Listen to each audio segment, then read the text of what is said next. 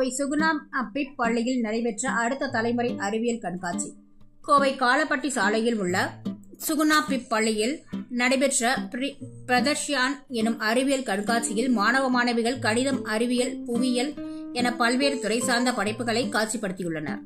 கோவை காலப்பட்டி பகுதியில் உள்ள சுகுணா பிப் பள்ளியில் பிரதர்ஷியான் எனும் அறிவியல் கண்காட்சி நடைபெற்றது.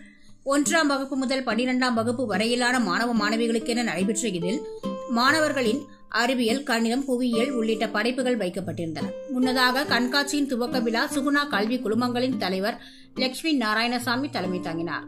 சுகுணா பிப் பள்ளியின் தாளாளர் சுகுணா முன்னிலை வகித்தார்.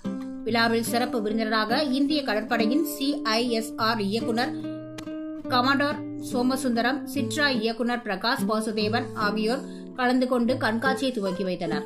விழாவில் சாந்தினி அனீஸ்குமார், சுகுணா பிப் பள்ளியின் சீனியர் முதல்வர் மார்டின் மற்றும் முதல்வர் பூவண்ணன் ஆகியோர் கலந்து கொண்டனர். கண்காட்சியில் பள்ளி மாணவர்கள் தங்களுடைய அறிவியல் படைப்புகளை காட்சிப்படுத்தி செய்முறை விளக்கம் அளித்தனர்.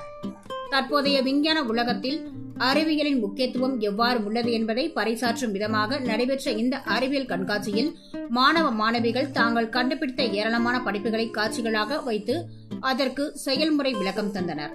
குறிப்பாக அடுத்த தலைமுறை தொழில்நுட்பமாக செயற்கை நுண்ணறிவு, தகவல் தொடர்பு, ரோபோட்டிக் தொழில்நுட்பங்கள் அடங்கிய விவசாயம், மருத்துவம் மற்றும் நீர் மேலாண்மை உள்ளிட்ட படைப்புகள் பார்வையாளர்களை வெகுவாக கவனம் ஈர்த்தன.